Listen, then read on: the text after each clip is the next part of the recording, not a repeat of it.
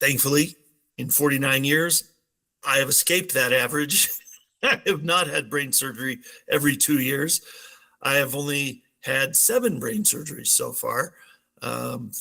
One at 2 weeks old, one at 6 months old, one at 18 years old, right after I graduated high school, and 2 in 2014, 1 in 2018, and 1 in 2021. Not to mention 8 other abdominal and eye surgeries and stuff to treat all the side effects that were caused by all the brain surgeries. So kind of jokingly, I like to tell people that I'm basically held together with scar tissue. But that, if, and of course the later brain surgeries, the last 4 that have been in the last 10, 12 years, those have come with some pretty wicked side effects that we've also had to kind of get through and figure out how to navigate through those and overcome them. Your business's success depends on relationships with customers, relationships with employees, and relationships with the stakeholders.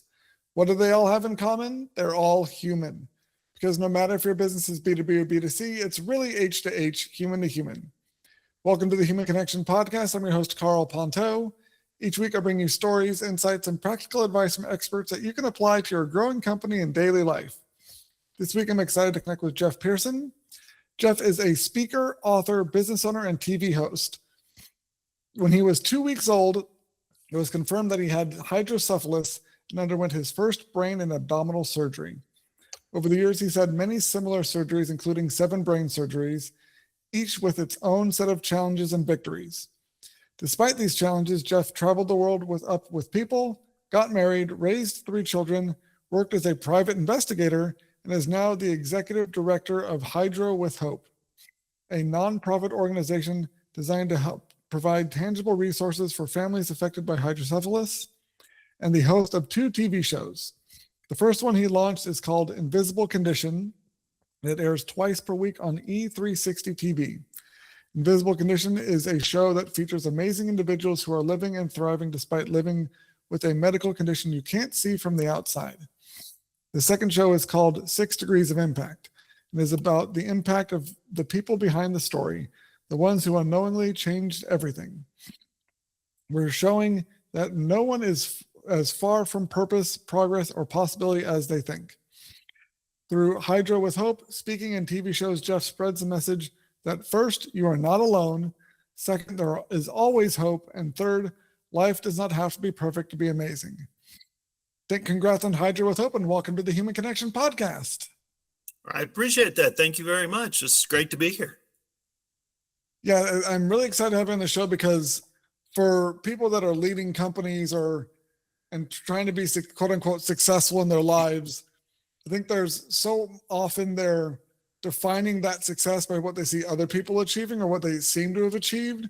And then there's often this gap between the actual experience of being successful and what their expectations of success is. And so I think you're the perfect person to talk about what you've been through, including the 7 brain surgeries, and leading a successful life and what that means in a way that people can maybe rethink their own definitions of success and find something that is actually brings fulfillment instead of the emptiness that so many successful quote unquote executives have when they exit or reach their goals.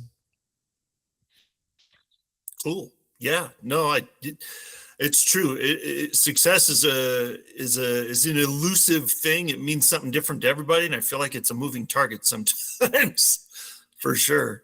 Yeah.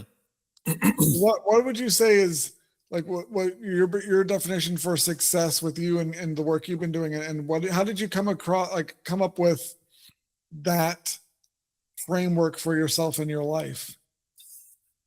Well, good question, man. I have done, you name it, I've probably done it to earn money over the last 3 decades. I have a very eclectic resume. I've done everything you can think of. I had 13 W-2s one year, back in the early 2000s. I've done a lot of stuff. Most recently, I was, for 12 years, I was a private investigator, process server, and armed security for a company. And it was amazing. It was a dream gig.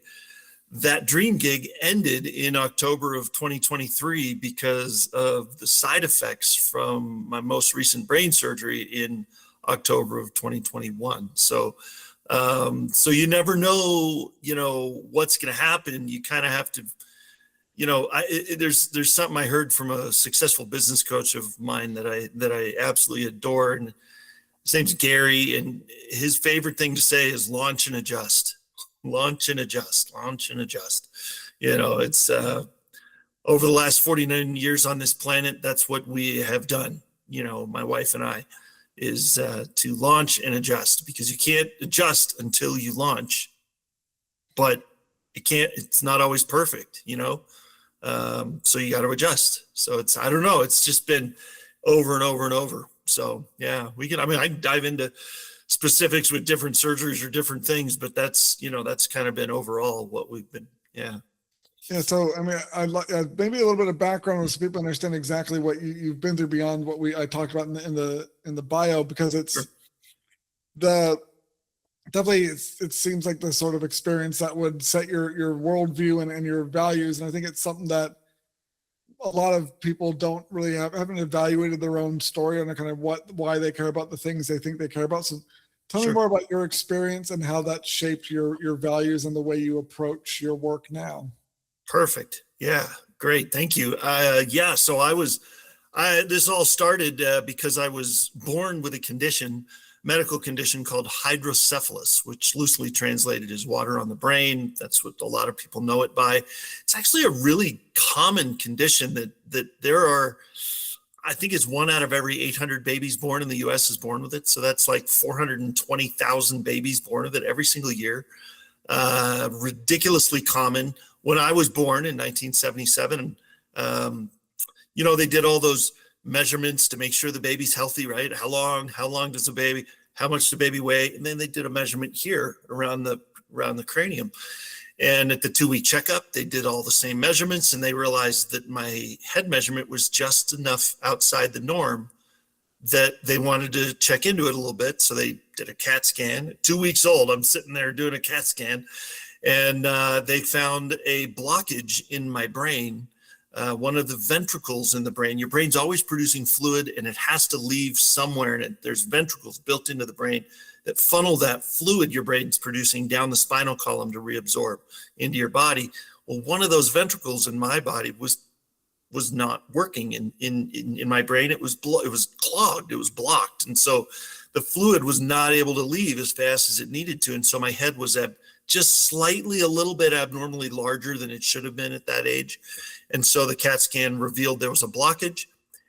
And the common treatment for hydrocephalus in 1977 when I was born is very, very similar to what it is now, and that's brain surgery.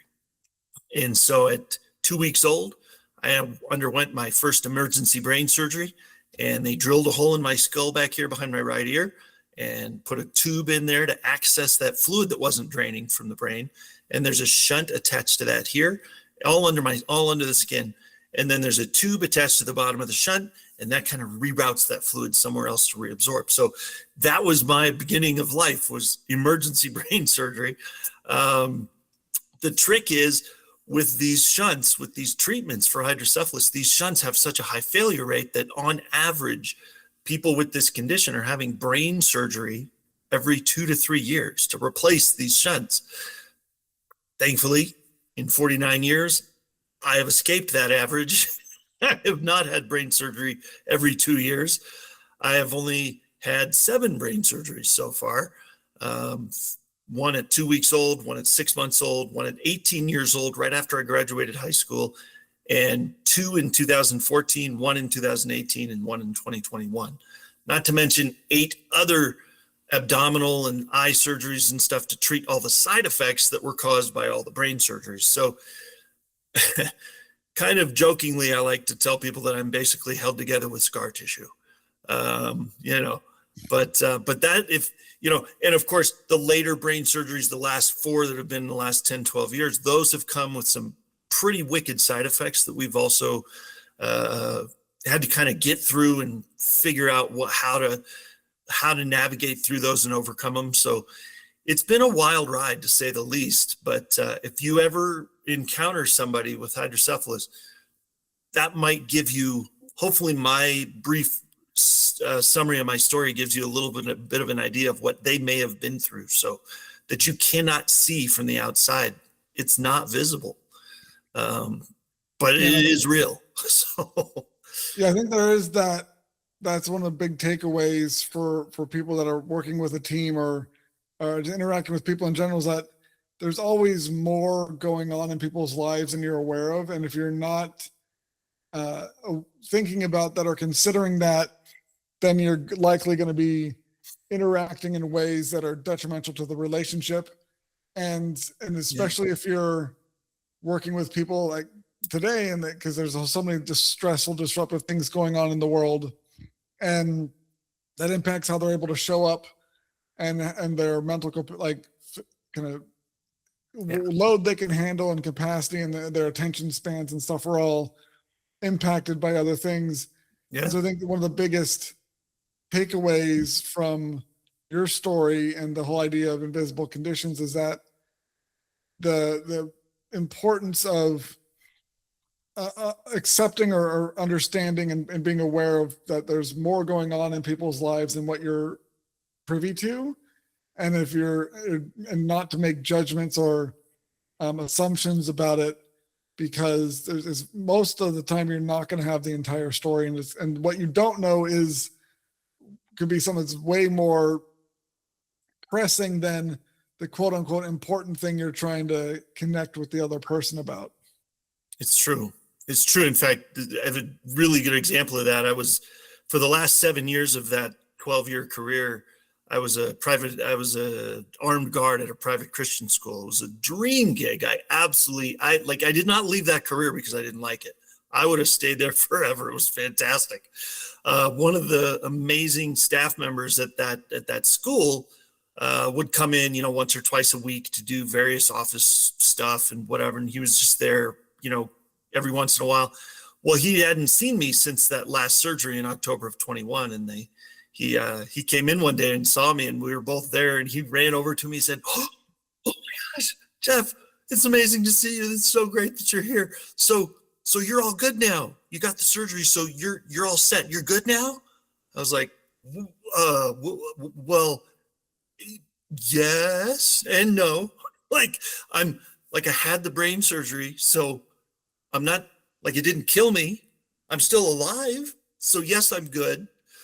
But it's not like a one and done kind of thing all the time. With hydrocephalus, it's commonly, it can be a lifelong thing. You never know if or when you're ever going to have another brain surgery. It depends on how well that shunt does. And if it malfunctions, that's another brain surgery. That's the only reason you would have to have brain surgery most of the time. Is the most common thing is that shunt malfunctions. And so yeah, right now I'm good. I'm out of the hospital. Everything's cool. I mean, except for the side effects. But yeah, it was an odd question. I didn't know how to answer him. Eventually I was able to kind of sit him down and explain it a little bit. He's like, ooh, okay. All right. I get it. Sorry. I get it. I realized that was a silly question, but, people just don't know what they don't know. I don't hold it against them. You just don't know what you don't know most of the time, especially when something's invisible, Yeah. And there's I think our tendency what our brains want to do is to fill in gaps we don't like that not knowing. As you come up with a reason for it to make sense of it in your own mind. But if you're assuming these things and you're building this narrative in your own head that is likely false, because you don't know what you don't know. And so if you're especially working in leadership roles and you're dealing with people that are showing up to work a certain way or that are not necessarily performing at their best, instead of assuming the reasons why they might not be showing up, and it's best to actually ask and see what's going on and show some compassion and expect there to be a good reason for it, because most people want to do a good job and they want to show up and they want to perform, they want to be successful, but there's a lot of things going on that can keep them from achieving that. And so instead of just making an assumption that, oh, they're just lazy or don't want to work, it's showing up like, hey, what's going on and what do you need, what might be going on that you're Right. struggling with, and having that awareness of when you start making the assumptions and being able to respond in a way that fills in the gaps that with real like accurate information instead of your assumptions is a much better approach. And I think that's one of the big lessons of the whole invisible condition show, is that there's a lot that is not going on or is not visible that's going on under the surface when it comes to human experiences. 100%, man. Yeah, I mean, a couple things I'll say to that. Like, one is in the judicial system, in the court system, and with trials and judges and all that, it's innocent until proven guilty, right? So I kind of like to interpret that as assume the best until somebody proves you wrong, proves themselves that their intentions aren't the best, right? Assume that people are well intentioned, and don't assume anything. Everybody knows what happens when you assume, right? So don't assume the story. Like, my favorite thing to talk about there is the guy or girl that pulls up in that handicap spot, right? They've got the plate, they've got the placard, whatever. It's legit. Like, they show up, they've got the handicap plate, the car is supposed to be in that parking spot. But the person that gets out of the driver's seat is not matching what our perception of somebody that sits in that seat should be, right? Maybe the guy gets out, walks in the store, comes out with his groceries 10 minutes later, doesn't appear to have anything going on with him, gets in the car, drives away. What's some people's first reaction? He took somebody else, like he took grandma's car with the handicapped spot so they could, he didn't really need that spot. Why did he park there? What we don't know is, maybe he's got a condition that it is very painful. Maybe he's got his back is all fused together, or maybe he's got fibromyalgia, or maybe he's got endometriosis. There's endometriosis somewhere with the woman that pulled up, or, and they had to take an extra dose of their medication and a 2-hour nap just so they'd have the strength to go to the store for that 20 minutes. And then they get in their car, they drive home, and then they pass out on the couch. And that's the only thing they do the whole day, right? That was their outing for the day. But all we saw was that tiny little snippet, and we made a judgment call on that. That's what is kind of, I don't want to say dangerous, but that kind of assumption is what you want to steer away from. That's all I'm saying. Yeah, I think that's a great example, because it is people filling in the gaps, and all they have is a little snippet of information, and then they spin this whole narrative around and make a bunch of judgments about the person when really they have no idea what the real story is. And there's so many conditions out there, or even to someone, I was thinking something as simple as they have like prosthetic limb from like the knee down on one side, and it says they're wearing long pants. You can't tell, or the shoe looks fine, but they're like, there's all these sort of things that it could be that are not outwardly visible. And so instead of assuming the answer, it's better to if it's in a situation where it's appropriate, ask if it's something you're working with. But if you're just seeing someone on the street, then just leave them alone. They're doing their thing, and you can assume that they have a reason to be there if they have all like the placards and stuff. But it's so when you're out and about or interacting with people, I think it is important to be aware of the way you're thinking about or kind of making assumptions about people, and because it's something that it might seem like a small mistake at the time, but if you're, especially for a leadership role, and it's a habit you're building in the way you're treating people, then those little micro aggressions or micro infractions can compound into increasing employee churn or reducing the amount of productivity people have and their willingness to work for you and do a good job, because they might seem like a small mistake at the time, but it's something that builds up. Well, 100%. I agree totally. And for anybody out there that is a business owner, I'm a business owner as well. I'm in that world right where with you. when you are working with somebody in your organization, for instance, the gentleman, his name's Eric, he's amazing, that I worked with, that I was a contractor with his company for 2011 to 2023. That guy, he saw me through 4 brain surgeries and 2 other surgeries before I ended up leaving working with him because of the side effects from that last brain surgery. It had nothing to do with him. It had nothing to do with him. He was incredible. He went so above and beyond, so above and beyond. I wish we had 2 more hours. I could tell you story after story about the way he provided for our family in a way that was way above and beyond, that no employer I've ever had in 25, 30 years of working has ever done. Like, he is incredible. And so, he did not assume anything. He asked me about how I was feeling and acted accordingly. There was times as a security guard with his company, he got the contract for a minor league ballpark in town that I worked at for most of that 10 or 12 years, several times a week. And there was a solid year after, in 2014 to 15, that I had nonstop migraine headaches as of an after effect from the brain surgery. And nonstop, if you can imagine, nonstop 24/7 migraine level headaches. I still worked for him. I still went to ball games. I still did my job because my pain tolerance was ridiculously high, because I had already had a bunch of surgeries that built that pain tolerance up. If you saw me standing there at that ball game, you wouldn't have known that my head felt like it was in a vice grip, and I could still function, surprisingly, because my pain tolerance was so high. But I was in a lot of pain, and he understood that. He would walk by and he could see that I was in pain, but nobody else could. And so it's important to keep an eye on that, to pay attention, but it's amazing what you can do.